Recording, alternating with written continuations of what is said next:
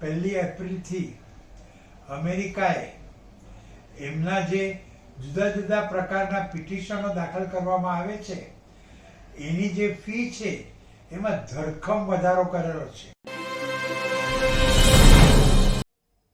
નમસ્તે. ખબર છે ના દર્શક મિત્રો, હું ડૉક્ટર સુધીર શાહ એડવોકેટ આપ સૌને નમસ્તે કરું છું. આજે 1 એપ્રિલ છે એટલે કે ઓલ ફૂલ્સ ડે, અને એટલે આજે હું જે કંઈ કહીશ અમેરિકા અને આપણે આ વ્યાખ્યાનની સિરીઝમાં તમે બધા એને ઓલ ફૂલ્સ ડે ગણીને બનાવટ છે એવું નહીં માનતા. હું તમને જે વાત કહું છું એ બનાવટ કરવા માટે નથી કહેતો, એ હકીકત છે, એ સાચી વાત છે. સૌ પ્રથમ તો 1 એપ્રિલથી અમેરિકાએ એમના જે જુદા જુદા પ્રકારના પિટિશનો દાખલ કરવામાં આવે છે એની જે ફી છે એમાં ધરખમ વધારો કરેલો છે. એટલે આજથી જે નવા પિટિશનો દાખલ કરવામાં આવશે ફેમિલી પ્રેફરન્સ કેટેગરી હેઠળ, એમ્પ્લોયમેન્ટ બેઝ પ્રેફરન્સ કેટેગરી હેઠળ, L1 વિઝા માટે, H1B માટે, EB5 પ્રોગ્રામ હેઠળ, આ બધા માટે ફી જે આપવાની હોય છે એ ખૂબ વધી ગઈ છે, વધારવામાં આવી છે અને આજથી એ અમલમાં આવશે. હા, અમેરિકન ઇમિગ્રેશન લોયર્સ એસોસિએશને તેમજ અમેરિકામાં બીજા ઘણા બધા રિજનલ સેન્ટરોએ આ ફી વધારા સામે વિરોધ કર્યો છે. અમેરિકાની કોર્ટોમાં કેસો પણ કર્યા છે. પણ હવે તો કેસનો જ્યારે નિર્ણય આવે ત્યારની વાત ત્યારે, પણ આજે જો તમે કોઈ અમેરિકન સિટીઝન જોડે લગ્ન કરો અને એ સિટીઝન તમારા લાભ માટે ઇમિગ્રન્ટ વિઝાનું પિટિશન ઇમિડિયેટ રિલેટિવ કેટેગરી હેઠળ દાખલ કરે તો ગઈકાલે જે ફી ભરવી પડતી હતી એનાથી આજે ઘણી વધારે ભરવી પડશે. તમે જો એડજસ્ટમેન્ટ ઓફ સ્ટેટસની અરજી કરશો તો એની ફી પણ ઘણી વધારે ભરવી પડશે. અને EB5 પ્રોગ્રામની જો ફી છે ને એમાં તો 200% વધુ વધારો કરવામાં આવ્યો છે. એટલે દર્શક મિત્રો, જરા હવેથી કોઈ પણ પિટિશન દાખલ કરવાના હો તો જરા ચકાસજો, નવી ફી કેટલી છે એ જોઈ જાણીને એ પ્રમાણે ભરજો, નહીં તો તમારું પિટિશન રિજેક્ટ થશે. બીજી વાત, હમણાંથી એવું જાણવા મળ્યું છે કે ભારતીય વિદ્યાર્થીઓ જેઓ અમેરિકા ભણવા જાય છે એમનામાં થોડો ગભરાટ ફેલાઈ ગયો છે. કારણ કે અમેરિકામાં છાસવારે ધડાધડ ગોળીબારો થાય છે. સ્કૂલમાં, યુનિવર્સિટીમાં, રસ્તા ઉપર, પછી શોપિંગ મોલમાં, ચર્ચમાં, મંદિરમાં. એટલે હવે ભારતીય વિદ્યાર્થીઓ એવી યુનિવર્સિટીમાં જવાનું પસંદ કરે છે કે જે યુનિવર્સિટીમાં એવા શહેરમાં આવેલી હોય, એવા સ્ટેટમાં આવેલી હોય જ્યાં આવા ગુનાના પ્રમાણો બહુ ઓછા હોય, આડેધડ ગોળીબારો થતા ન હોય. અરે એવું જાણવા મળ્યું છે કે અમુક યુનિવર્સિટીઓ જે બહુ ટોપની નંબર 1 ગણાય એમાં પ્રવેશ મેળવ્યો હતો, પણ એ જગ્યા, એ શહેરમાં આવા ગુનાખોર બનાવો બન્યા હતા. એટલે ભારતીય વિદ્યાર્થીએ ત્યાં જવાનું ના પાડી દીધી કે હું આ શહેરમાં નહીં જાઉં, અને એનાથી એકદમ હલકી યુનિવર્સિટીમાં પ્રવેશ મેળવીને તેઓ ત્યાં ભણવા ગયા. એટલે આ પણ એક બહુ મોટો ફેરફાર આવેલો છે. જોકે ગુનાનું પ્રમાણ તો આખી દુનિયામાં બધે વધી ગયેલું છે, દરેક જગાએ લોકોને અસલામતી જણાય છે. પણ આ રીતે, કારણ કે અમેરિકામાં તમે બંદૂક રાખવા માટે દરેક વ્યક્તિ બંદૂક રાખી શકે છે. એટલે કોઈને પણ કંઈ ગઈકાલે કોઈના પર ગુસ્સો આવ્યો તો બંદૂક લઈને નીકળી પડે ને ધડ દરે લગાડી દે છે. એટલે આપણા વિદ્યાર્થીઓ હવે જરા થોડા ગભરાયા છે, ચોક્કસના થયા છે. અને એવી યુનિવર્સિટીઓ કે જે એવા શહેરમાં આવી હોય જ્યાં આવું કોઈ ગુનાખોર બનાવો બનતા ન હોય, જ્યાં આવા આડેધડ ગોળીબારો થયા ન હોય, ત્યાં જવાનું પસંદ કરે છે. એક બીજી વાત તમને કહું,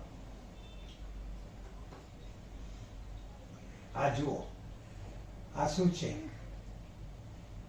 આ એક ચિરાગ છે. અને તમને પેલી વાર્તા તો ખબર હશે, અલાદીનનો જાદુઈ ચિરાગ. અલાદીનને એવો જાદુઈ ચિરાગ મળ્યો હતો કે જેના ઉપર એ આમ ઘસે એટલે એમાંથી જીન બહાર નીકળે, અને પછી એ અલાદીન એને જે કહે એ બધું કામ એ જીન કરી આપતો હતો. પણ દર્શક મિત્રો, તમને જો આજે આવો કોઈ અલાદીનનો ચિરાગ જડી આવે અને તમે એ ઘસો અને એમાંથી જીન બહાર નીકળે અને તમને કહે કે મેરે આકા બોલો मैं आपके लिए क्या कर सकता हूँ, અને તમે એને આમ રૂઆબથી કહો मुझे अमेरिका का वीजा ला के दो, तो ये जीन पर कैसे के माफ करना आका, वो मैं नहीं ला सकता, उसके लिए आपको खुद ही बांद्रा कुर्ला कॉम्प्लेक्स में आया हुआ अमेरिकन कॉन्सुलेट की अर्जी ऑफिस में जाना पड़ेगा, इंटरव्यू देना पड़ेगा और वीजा लेना पड़ेगा. અને અમેરિકાના વીઝા મેળવવા આમ જુઓ તો સહેલા છે અને આમ જુઓ તો બહુ અઘરા પણ છે. અઘરા એટલા માટે છે કે મોટા ભાગના લોકો જ્યારે વિઝાની અરજી કરે છે ત્યારે એ લોકો કયા કામ માટે અમેરિકા જવા ઈચ્છે છે, એના માટે કયા પ્રકારના વિઝાની જરૂરિયાત છે, એના માટે શું શું લાયકાતો હોવી જોઈએ, આ બધું જાણવાની દરકાર જ નથી લેતા. એ લોકો તો વિઝા કન્સલ્ટન્ટને કે પેલા એજન્ટને કામ સોંપી દે, એ લોકો ફોર્મ ભરીને જે આપે સહી કરીને આપી દે અને પછી વિઝામાં ઇન્ટરવ્યૂ આપવા જાય. એટલે ઘણીવાર એવું બને છે કે એમને જે પ્રકારના વિઝા લેવા જોઈએ એની અરજી તેઓ નથી કરતા. ઘણા રિલિજિયસ લોકો એટલે કે સાધુ મહારાજો, મંદિરના પૂજારીઓ, કથાકારો અમેરિકા એ જ કામ કરવા માટે જતા હોય છે. તો એવા લોકોને માટે અમેરિકાએ નોન ઇમિગ્રન્ટ શ્રેણીના ખાસ R1 વિઝા ઘડ્યા છે.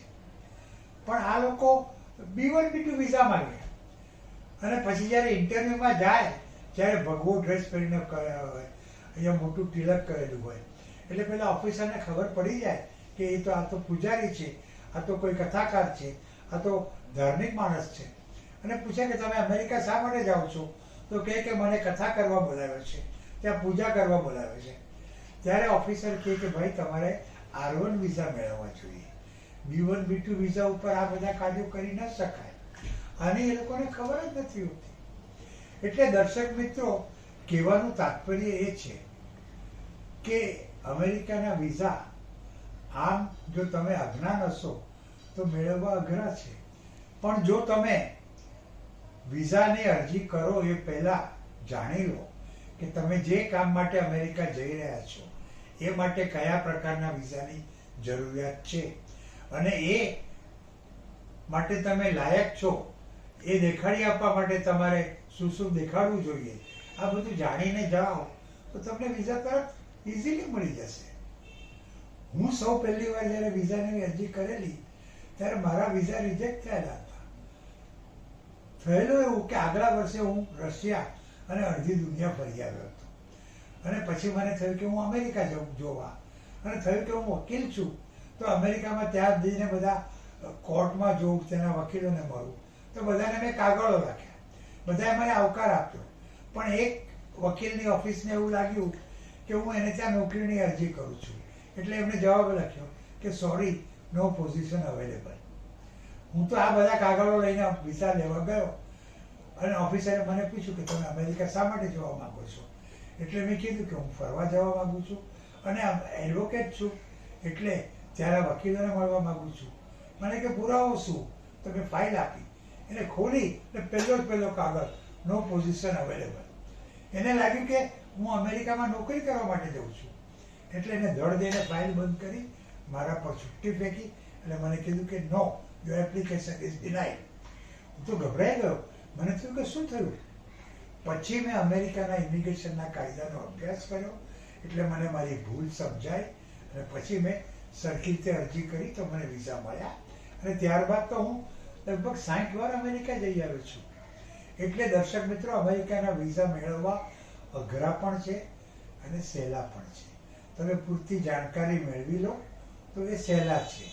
જાણકારી વગર જો વિઝાની અરજી કરશો તો ખૂબ ખૂબ અઘરા છે. અને જાણકારી મેળવવી હોય તો ટેન્શન શું કામ લો છો? મહેુના. અને મારો મોબાઈલ નંબર છે 9820419469 અને મારું ઈમેલ એડ્રેસ છે sudhirshah1940@gmail.com. અને હા, હું છેલ્લા 15 વર્ષથી દર મહિને 2 દિવસ માટે સુરત કન્સલ્ટેશન માટે આવું છું. અને સુરતમાં સ્ટેશનની નજીક આવેલ યુવરાજ હોટેલમાં જ રહું છું. આ મહિનાની 10મી અને 11મી તારીખે, એટલે કે બુધ અને ગુરુવારે હું સુરત છું. અને જો મારું કન્સલ્ટેશન કરવું હોય તો મને 10મી અને 11મી તારીખે સુરત સ્ટેશનની નજીક આવેલ યુવરાજ હોટેલમાં મળજો. તમારા બધા જ પ્રશ્નોનું હું નિરાકરણ કરીશ. તો ફરીથી એકવાર કહું છું, અમેરિકા જવું હોય તો જાણકારી મેળવો, ટેન્શન નહીં લો. મહેુના.